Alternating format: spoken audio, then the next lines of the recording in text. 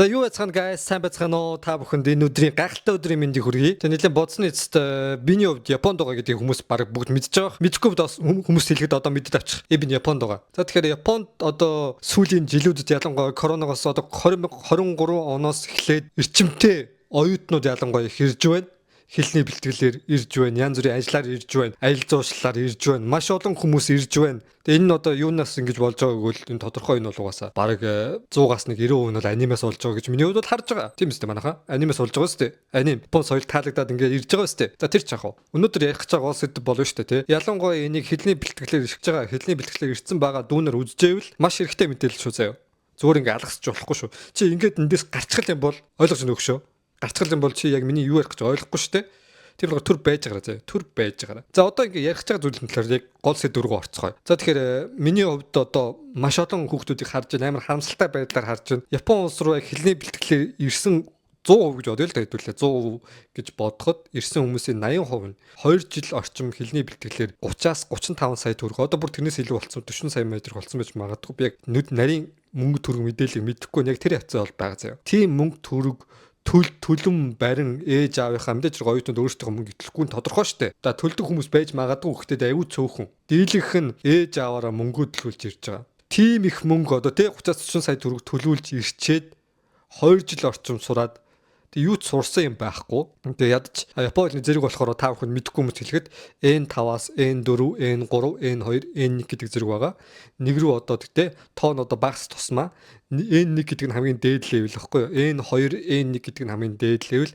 N3 бол одоо яг англи хэл дээр ярих юм бол юм дунд шатны зэрэг байхгүй юу? Тэгэд ядаж N3 гэдэг зэргийн болзол хангахгүй бол хаанч очисон үнсэн ажилтнаар авахгүй. Одоо шуудхан хэлээ үнсэн ажилтнаар авахгүй. Би өөрөө үнсэн ажил хийж байгаа байхгүй юу? Тэгээд бүхэл бүтэн 2 жил ингээд багшаар хичээл заалгаад бид чинь оюутнаар амьдрах хэцүү, цагийн ажил мажлаа ингээд хийгээд хажуугаар хичээл хийх гэдэг бол хэцүү. Гэсэн ч боломжтой байхгүй юу? Боломжтой болгож байгаа хүмүүс байгаа. Энэ юуны ялгаа вэ гэхээр зөвхөн энэний л ялгаа. Энэний ялгаа гэхээр тэр үний тарих мэрх сайтай маятай гэдэгтэй биш. Тэр боломжтой болгож байгаа хүүхдүүд болохоор яаж байгаа вэ гэхээр зоригтой байгаа байхгүй юу? Зоригын төлөв тууштай байгаа байхгүй юу? Тэгээ дийлэнх нь болохоор зүгээр Японд амар тэгэл гой юм бодоол те. Японд очивол аним нийх орон те энэ дээр баахан юм яриад ирчдэг. Тэгээд дараа нь Монгол руугаа нулимстай буцах хэрэг болдог. 100% гэж үзэхэд 80% нь Монгол руу 2 жил хэлний бэлтгэлд 30-40 сая төгрөг төлчөөд буцаж байна. Энэ бол үнэн бохгүй юу? Үнэн. Амар харамсалтай. Ээж аавынхаа төлсөн мөнгө те. Тэгэд нөхдүүд яг 2 жилийн хугацаанд юу хийсэн бэ гэхээр шүү дээ те. Цагийн ажиллаа хийгээд завгүй байсан, мөнгө олохын тулд завгүй байсан гэхээсээ илүү мөнгө олцоод нэг яг хүний нууцт ирээд би яг тэр зовлонгийг мэднэ л дээ. Би бас нэг хэсэг баг жил орчим караокегоор ингээл архитаар сууж идэж явсан. Би бас нэг тийм цэвэр ариун хүн биш заяа. Би бас стресстэй надад бас хэцүү ганцаардлыг Японд байхдаа мэдэрж байсан. Яг тэрнтэй адилхан та нарын зовлонг бол ойлгож байна. Гэхдээ заяа.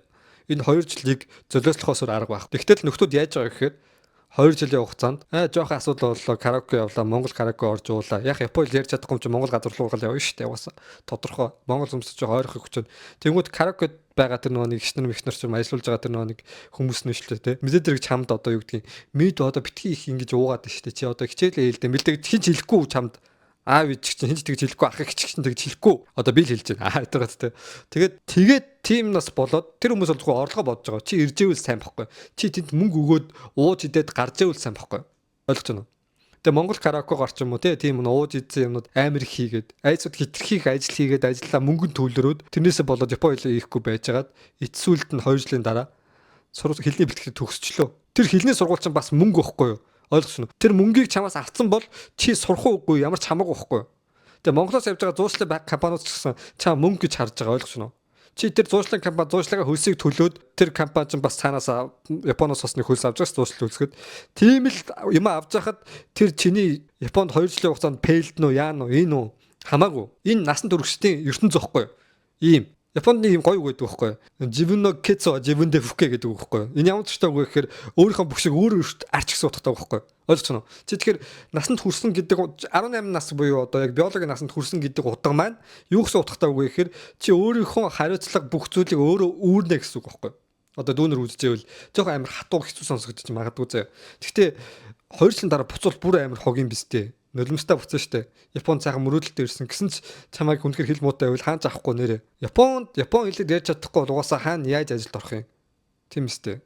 Уусаа энэ ойлгомжтой зүйл байхгүй юу? Японч гэлтгөө энд өөр хүмүүс үзчихвэл өөр гадаад улсад бас адилхан штэ. Ялгаа Солонгосч байсан өөр улсад би явж үзээгүй л дээ. Тийм амар Англи, Америк тэр одоо Австрал, Австр бүгд адилхан бах юм бол. Хэлгүй хүн тэнд амьдрахад хэцүү штэ.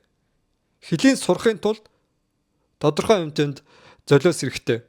За би өөрийнхөө талаар яриа л да. Би өөрөө чи ямар мундаг болоод ингэж яриад байгаа гэж хүмүүс бодож магадгүй те. Тэгээ миний хувьд шүү дээ. Японд 2017 онд ах ирж байсан. Тэгээ тэр үед нөө дадлагчч оюутан гэдэг нэг жилийн хөтөлбөрөөр ирээд тэгээ нэг жилийн хугацаанд ямар ч багшхүүгээр энэ хоёр левелд хүрж байсан. Энэ хоёр гэдэг чинь мэрэгжлийн орчуулагчийн левел шүү дээ. Тэгээ яаж хүрснээ талаараа би яг зөндөө уламжлал хийж лээсэн л та. Гэтэ гол зүйлээ яриа заяа. Би Япон хэлэнд бараг л дурлсан. Япон хэл миний бараг амьдралын бүх зүйл болсон тухайн нэг жилийн хугацаанд шүү дээ. Яг бол би Япон хэлний энэ хоёр зэрэгт жилийн дараа хүрэхийг үнэхээр амар их хүсэж байсан. Япон шиг хэмжээнд Япон хэлээр ярьдаг болохыг өдөр болгон бодож байсан. Тэгээ энэ талаар нэг нотлох зүйл явах юм бол юу гэхээр би тухайд одоо юу гэдэг нэг хамтрагчтайгаа зуг явсан байхгүй.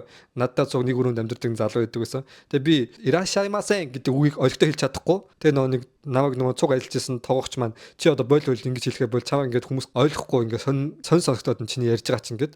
Тэгээд би яасан бэ гэхээр тэрийг байнга ингээд давтаад тэгээ унтчихтаа ингээд нэг хитрхи талаараа бодцоо болохоор Япон хэлний талаараа бодцоо болохоор тэрийг унтчихтаа ингээд Япон хэлээр яриад нэгсэн байгаа байхгүй. Манай хамтрагч надаа маргааш өглөө тэгж хэлжээсэн. Тэгэхээр тийм хэмжээний тэрлэгөө бүр нэвт тэрнээс өөр зүйл бодохгүйгээр тийшээ орохгүй бол боломжгүй байхгүй. Миний хувьд гэх юм бол жилийн 365 хоног гэж байлаа гэдэг шүү дээ, тий. 365 хоногийн би за 365 хоног тасралтгүй Япон хэл хийсэн гэж бол хэлэхгүй. Гэхдээ 365-ын ойролцоогоор 340 хоног бол тасралтгүй хийсэн. Энийг бол би өөрийнхөө батлана. Тэгээ дээрэс нь яасан бэ гэхээр амралтын өдөр надад огт хамаагүй байсан. Би ажлын өдөр яг манайх 12-оос ажилтаа байдаг байсан.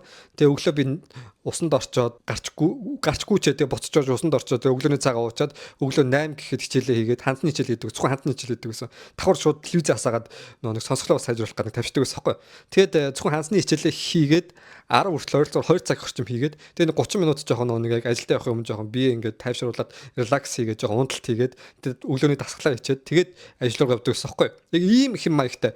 Тэгээд хандаа хийчээд оройн би 10 гэж ажиллаа дараад шууд гэрлэгөө орохгүйгээр шууд бас хичээлийнхаа юг хийх гэж явангуудаа өглөө цээжсэн ханзаа яг чийлсэн байх нүгдгээс өөрөөсөө шалгалт авдаг байсан. Дүнгийн төлөө үгсүүг штэ. Япон үнэхээр сурахын төлөө хийсэн гэсэн үг байхгүй. Ойлгож байна уу? Юу ярьж байгааг.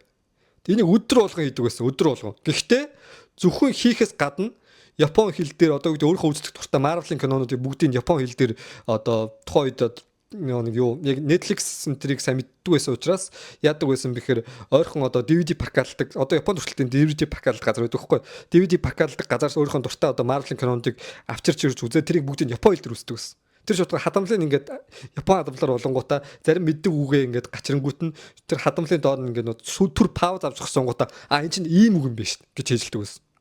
Тасралтгүй хийдэг ус өдөр болгон баг хоногийн 24 цагийн 8 цаг унтдаг байлаа гэж бодоход 8 цагаас бусад цагт нь би зөвхөн Япон хэлний талаар боддог байсан. Өөр янз бүрийн тэр эмэгтэйгийн талаар ч юм уу тий найз хүмүүнтэй болохоос ингэж юуж боддог байсан.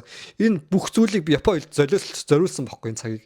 Ойлгож байна уу? Тэгээд тэр үр дүн нь жилийн дараа гарсан байхгүй.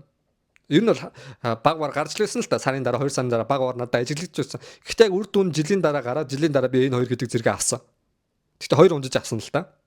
Тийм амархан байгаагүй. Тэгээ ингэ боддоо хэл сурах ч юм уу ямар нэгэн зүйлийг өөрийн болгож тэр зүйлд одоо мастер болохын тулд амжилтанд хүрэхийн тулд заавалчгүй дор аж тодорхой хугацааг золиослох шаардлагатай болно. Тэр хугацаанд чи найзтайгаа хамт шоуддаг байсан бол шоудхаа болох хэрэгтэй болно. Магадгүй найз охинтой болохыг хүсэж байсан бол найз охинтой болохыг төр зүрх хойшлуулах хэрэгтэй болно. Эннээс өөр арга байхгүй угаасаа. Ямар нэгэн зүйлийг өөрийн болгохын тулд үнэхээр одоо юу гэдгийг тийм маш одоо 10 мянган хүн нэг төрдөг тийм авьяастай гоц авьяастай тийм оюун ухааны тийм супер авьяастай бичлүүл би тийм авьяастай бичлэхээр тэгж хийхээс өөр сонголт байгаагүй байхгүй надаа.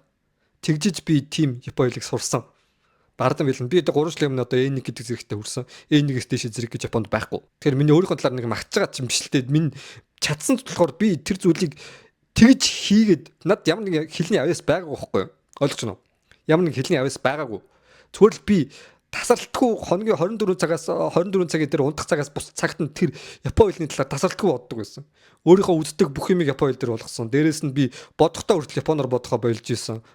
Биш монголоор бодохоо болоод японоор боддог болж исэн. Тэгээ ярихтаа хүртэл би одоо юу гэдгийг шууд монгол хэлийг хоригдж исэн тухай. Тим хэмжээний яг жинхнээсээ япон хэлийг үнэхээр сурахыг үнэхээр юу юунаас л хүсэж исэн. Үндсэн ажилтнаар буцаад япон хэл дэрхийг.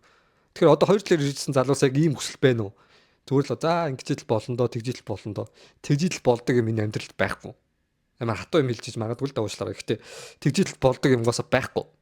Ямар нэгэн зүйлийг тэмцэж, ямар нэгэн зүйлийг одоо би YouTube-сэн тийм штэ. Одоо ингээд subscribe нэлээ сайжирч эхэлж байгаа нь би 100,000 subscribe-ыг зориод тэгээд тэрнийхэн талаар тасралтгүй ингээд хийгээд байгаа болохоор л сайжирч байгаа штэ. Тэгээд хийж байгаа үр дүн нь одоо би сая 10 сараас хойш нэлээ идэвхтэй хийгээд тэгээд одоо л ингээд жоох ингээд эхэлж байгаа байхгүй дээш явж. Одоо болоог. Би бүр ингэж дээш явахыг хүсэж байгаа. Болоогүй та нар намайг дээш явах харна та нар намайг 100,000 хүрэхийг харна дэмжиж яваараа заяа эдэргат те. Тэгээд ямар ч энийг өнөдөр нь хамир хэлхийг хүссэн.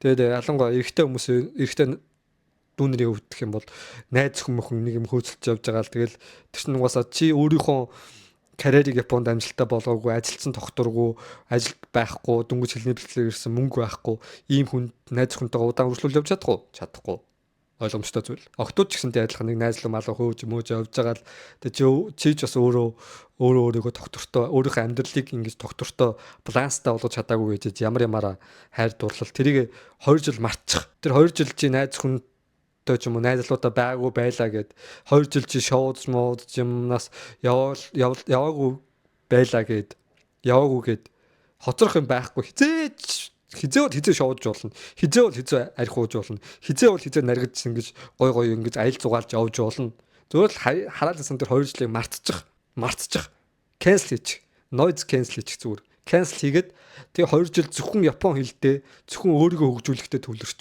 тэгээ 2 жилийн дараах өөрийгөө хар хэрвээ намайг худлаа ирсэн гэж хэлж байвал 2 жилийн дараа заавал баг N2 авсан байна.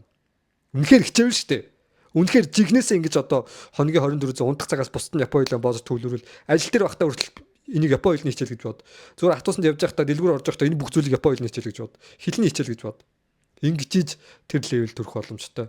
Тэгжээс чи дараа нь өөрийнхөө хүссэн үндсэн ажилтнаараа орж цаашдаа Японд амьдрах боломж чинь нэгдэнэ. 2 жилийн дараа нулимсаа ингээд гойжуулаад Монгол руугаа ингээд ээж аав руугаа 30-40 саяын төгрөгийг өрүүлчихэд ямар нүрээр хайхыг хүсэж байгаа. Тэгээ уучлаарай энийг энэ бичлэгийг яалт ч хий гэж бодоод ингээд хийжлээ шүү. За зарим хүмүүс ингээд жоохон буруу ойлгож магадгүй. Гэхдээ энийг хийх хэрэгтэй хүмүүс нь хэрэгтэй болох байх заяа. Гэхдээ энийг хэдгүй Японч гэлтгүй өөр гадаад бас адилхан байх гэж бодож байна. Тийм болохоор та бүхэн энэ бичлэгийг үзээд ойлгох юм ойлгоорой. Тэгээ ямар ч коммент үлээсэн болно. Би хэлээд байгаа шүү дээ. Ивэн дархлаатай гэж. За дараагийн бичлэгээр уулзлаа. Түр баяртай. Бичлэг таалагдсан бол лайк дараад subscribe хийхээ мэдэж байгаа зү.